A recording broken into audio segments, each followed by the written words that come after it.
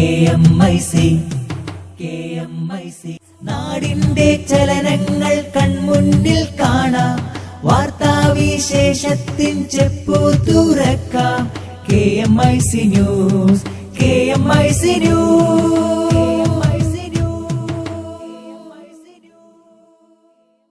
അസ്സലാമു അലൈക്കും വറഹ്മത്തുള്ളാഹി വബറകാതുഹു. Kerala Malabar Islamic class room KMIC TV പ്രേക്ഷകർക്കും റേഡിയോ ശ്രോതാക്കൾക്കും KMIC ന്യൂസിലേക്ക് സ്വാഗതം. വാർത്തകൾ വായിക്കുന്നത് ജലീൽ മടവൂർ. പ്രധാന വാർത്തകൾ. G20 മതസൗഹാർദ്ദ ഉച്ചകോടി ഇന്ന് തുർക്കിയിൽ. ഇന്ത്യയെ പ്രതിനിധീകരിച്ച് സയ്യിദ് ഇബ്രാഹിം ഖലീലുൽ ബുഖാരി തങ്ങൾ സംബന്ധിക്കും. സംസ്ഥാനത്ത് 6ൽ 5 കോർപ്പറേഷനുകളിൽ LDF ഭരണം പിടിച്ചു. കണ്ണൂരിൽ UDF വിമതന്റെ വോട്ട്, LDFന് ഭരണം. പ്രധാനമന്ത്രി നരേന്ദ്രമോദി തട്ടിപ്പുകാരൻ, വിദേശയാത്രകൾ വെറും നാടകം, ജസ്റ്റിസ് മാർക്കണ്ഡേയ കട്ജു. ഓൺലൈൻ പെൺവാണിഭം, മുഖ്യ നടത്തിപ്പുകാരൻ രാഹുൽ പശുപാലും ഭാര്യയും പിടിയിലായി. കണ്ണൂർ വിമാനത്താവളം, രാജ്യാന്തര സർവീസുകൾ ഏറ്റെടുക്കാൻ വമ്പൻ വിമാന കമ്പനികൾ രംഗത്ത്. പാരീസ് ഭീകരാക്രമണം, 9ാമന് വേണ്ടി തിരച്ചിൽ തുടരുന്നു. റെയ്ഡിനിടെ പാരീസിൽ വീണ്ടും വെടിവെപ്പ്. ആദർശവൈരികളുടെ കൊലക്കത്തിക്കിരയായ സുന്നി പ്രവർത്തക സഹോദരങ്ങളായ കല്ലാംകുഴി ഹംസാനൂറുദ്ദീൻ സഹോദരങ്ങളുടെ അനുസ്മരണം നാളെ. വായനയുടെ ആദർശക്കരുത്ത് എന്ന ശീർഷകത്തിൽ സുന്നി വോയ്സ് പ്രചാരണം ഡിസംബറിൽ. SSF ക്യാമ്പസ് ധർമ്മസഞ്ചാരത്തിനു നേരെ SK വിഭാഗത്തിന്റെ കയ്യേറ്റം. വാർത്തകൾ വിശദമായി.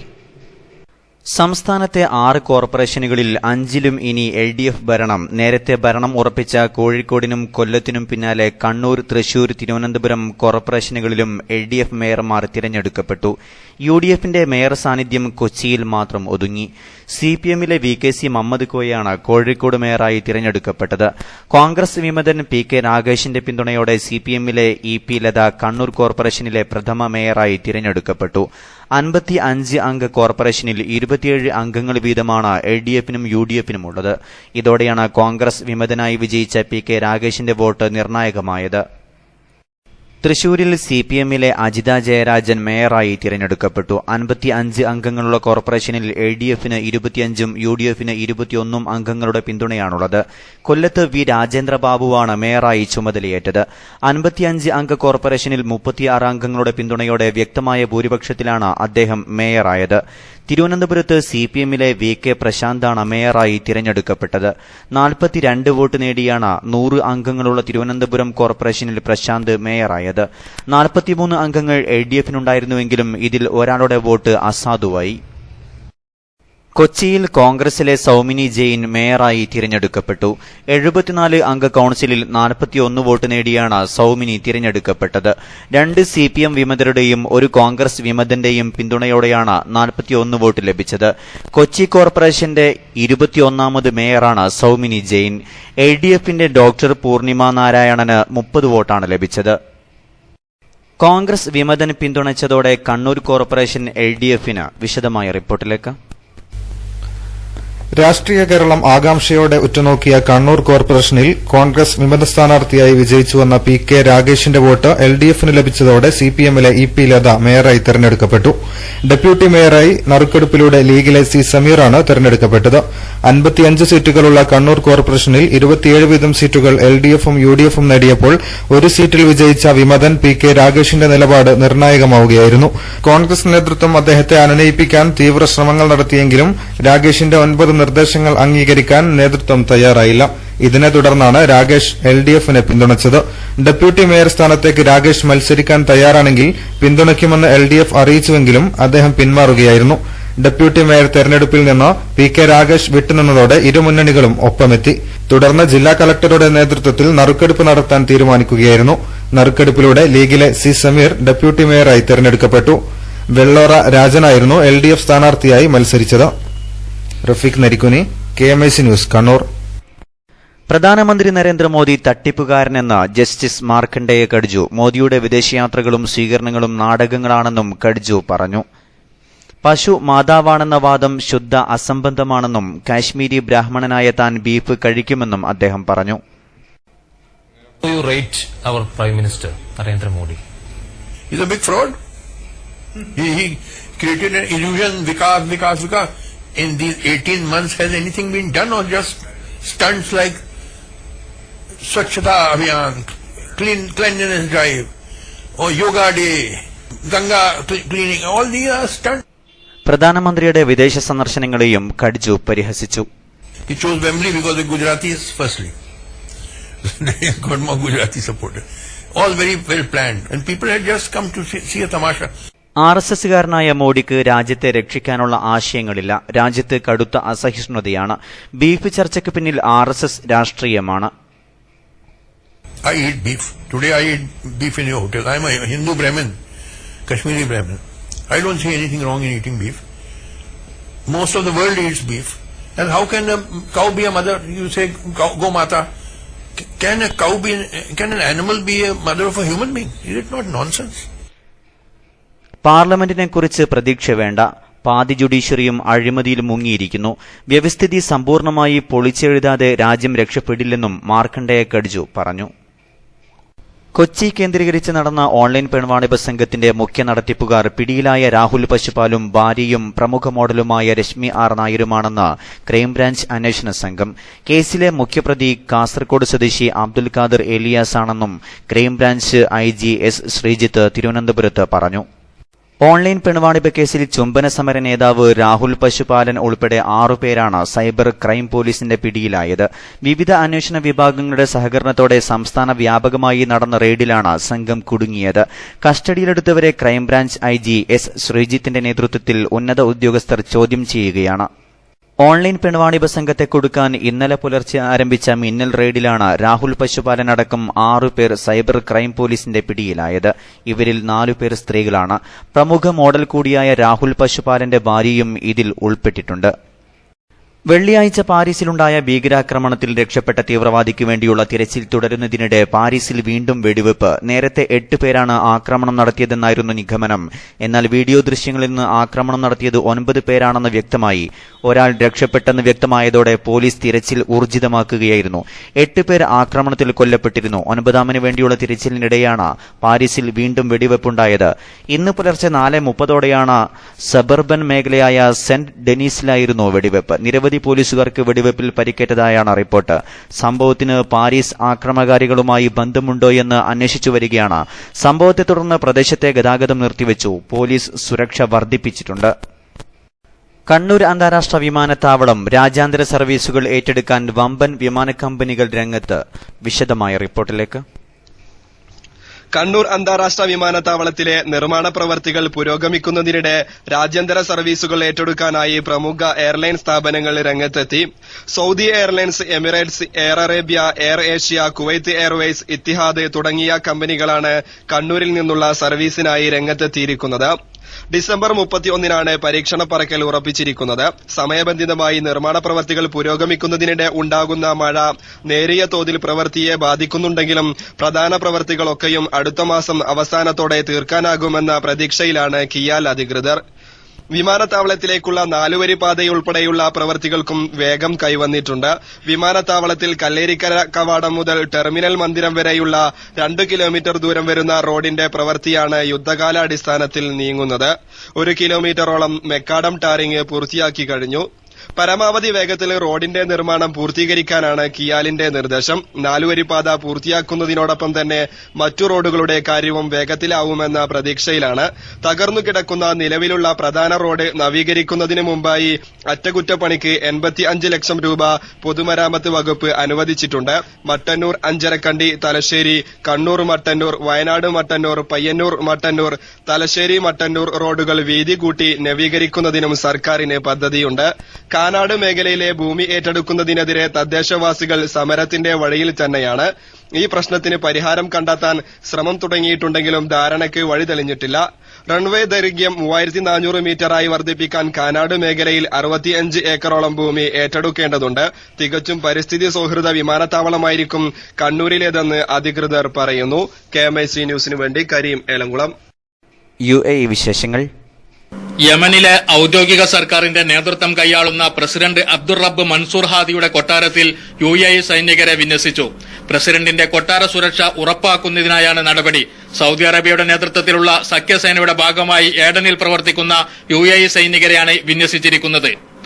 യുദ്ധം താറുമാറാക്കിയ യമനിനെ സഹായിക്കുന്നതിന്റെ ഭാഗമായി UAE 840 മെട്രിക് ടൺ വസ്തുക്കൾ സഹായമായി എത്തിച്ചു. രക്തസാക്ഷികളുടെ വിധവകൾക്ക് മാർഗനിർദ്ദേശങ്ങളും പിന്തുണയും നൽകുക എന്ന ലക്ഷ്യത്തോടെ UAE ട്വിറ്റർ പേജ് ആരംഭിച്ചു. 13 വർഷങ്ങൾക്ക് മുമ്പ് രക്തസാക്ഷിത്വം വരിച്ച സൈനികന്റെ വിധവയാണ് പേജിന് പിന്നിൽ പ്രവർത്തിക്കുന്നത്. ഷാർജ രാജ്യാന്തര പുസ്തകമേളയ്ക്ക് ഇന്ന് സമാപനം കുറിക്കുന്നു. 7 ദിവസം പിന്നിട്ടപ്പോൾ 7.25 ലക്ഷം പേർ സന്ദർശിച്ചതായും മേള അവസാനിക്കുമ്പോൾ ഇത് 15 ലക്ഷം കടക്കുമെന്നും പുസ്തകമേളയുടെ തലവൻ അഹമ്മദ് ബിൻ റക്കദ് അമീരി അറിയിക്കുകയുണ്ടായി. എണ്ണ ടാങ്കറിൽ നിന്നും എണ്ണ പമ്പ് ചെയ്യുമ്പോൾ വൈദ്യുതി ആഘാതമേൽക്കുന്നത് പ്രതിരോധിക്കാൻ പുതിയ സുരക്ഷാ കവചമൊരുക്കി UAE ആസ്ഥാനമായ ഇന്ത്യൻ കമ്പനി.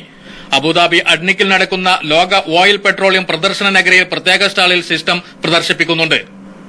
രാജ്യത്ത് കാലാവസ്ഥയിലുണ്ടായിക്കൊണ്ടിരിക്കുന്ന മാറ്റങ്ങളുടെ പശ്ചാത്തലത്തിൽ സുരക്ഷാ മുൻകരുതലുകൾ എടുക്കണമെന്ന് ദുബായ് പോലീസിന്റെ മുന്നറിയിപ്പ്. ഇതിന്റെ ഭാഗമായി ഇനി ഒരു അറിയിപ്പുണ്ടാകുന്നതുവരെ ബീച്ചുകളിൽ സന്ദർശകർ നീന്താൻ ഇറങ്ങരുതെന്നും പോലീസിന്റെ മുന്നറിയിപ്പ് ഉണ്ട്. KMIC news desk, Abu Dhabi. ഇന്നലെ കോരിച്ചൊരിഞ്ഞ കനത്ത മഴ സൌദിയിലെ പടിഞ്ഞാറൻ മേഖലയിൽ വ്യാപക നാശമാണ് വിതച്ചത്. ജിദ്ദ നഗരത്തിലെ താഴ്ന്ന പ്രദേശങ്ങളും നിരത്തുകളും വെള്ളത്തിൽ മുങ്ങി. മദീന മേഖലയിലും ജിദ്ദയിലും 3 വീതവും യാംബുവിൽ 2 മരണം സ്ഥിരീകരിച്ചു. ഹായിലിൽ വെള്ളക്കെട്ടിൽ കുടുങ്ങിയ കുട്ടിയെ സിവിൽ ഡിഫൻസ് രക്ഷിച്ചു. 2 കുട്ടികളെ കാണാതായി. യാംബു, മക്ക, മദീന, ത്വായിഫ്, അൽ ഉല, ഹായിൽ എന്നിവിടങ്ങളിലും വടക്കൻ അതിർത്തി മേഖലയായ അൽജൌഫിലും നല്ല മഴ ലഭിച്ചു. കെട്ടിക്കിടന്ന വെള്ളത്തിൽ നിന്ന് വൈദ്യുതാഘാതമേറ്റാണ് ജിദ്ദ ഫൈസലിയിൽ 2 പേർ മരിച്ചത്. പ്രദേശത്ത് വെള്ളം കയറിയ റോഡ് മുറിച്ചുകടക്കാൻ ശ്രമിക്കുന്നതിനിടയിലാണ് അപകടം. ജിദ്ദ ബഹ്റയിൽ വെള്ളപ്പാച്ചിലിൽ മുങ്ങി ബാലികയും മരിച്ചു. ആകെ 3 പേരാണ് മദീനയിൽ മരിച്ചത്.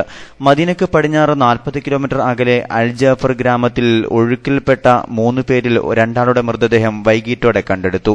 3-മനു വേണ്ടി തിരച്ചിൽ തുടരുകയാണ്. ഇടവേളയ്ക്കു ശേഷം വാർത്തകൾ തുടരും.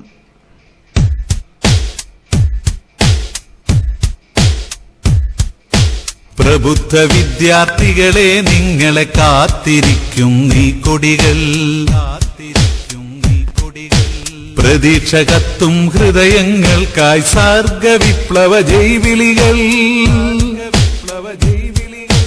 പ്രബുദ്ധ വിദ്യാർത്ഥികളെ, നിങ്ങളെ കാത്തിരിക്കും ഈ കൊടികൾ, പ്രതീക്ഷ കത്തും ഹൃദയങ്ങൾക്കായി സർഗ വിപ്ലവ ജൈവിളികൾ.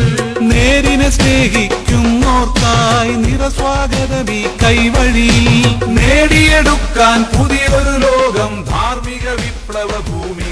RCUA നാഷണൽ സാഹിത്യോത്സവം ഷാർജയിൽ മാപ്പിളപ്പാട്ട്, ദഫ്മുട്ട്, മദ്ഹ് ഗാനം, മാലപ്പാട്ട്, കഥാ കവിതാ രചന തുടങ്ങി 40 കലാ ഇനങ്ങളിൽ 500-ലേറെ പ്രതിഭകൾ മാറ്റുരയ്ക്കുന്ന RSC 7ാമത് ദേശീയ കലാമാമാങ്കത്തിലേക്ക് ഹൃദ്യമായ സ്വാഗതം. വരിക, സർഗവസന്തം ആസ്വദിക്കാൻ കുടുംബത്തോടൊപ്പം. നവംബർ 20 വെള്ളിയാഴ്ച ഷാർജ ബ്രിട്ടീഷ് ഇന്റർനാഷണൽ സ്കൂളിലേക്ക്. വിവരങ്ങൾക്ക് 055-8268-375. നമ്പർ ഒരിക്കൽ കൂടി 055-8268-375. കലാലയങ്ങളിൽ അനീതി വാഴുന്നു, കറുപ്പുകുത്തിയ കാലം നമ്മെ തുറിച്ചു നോക്കുന്നു.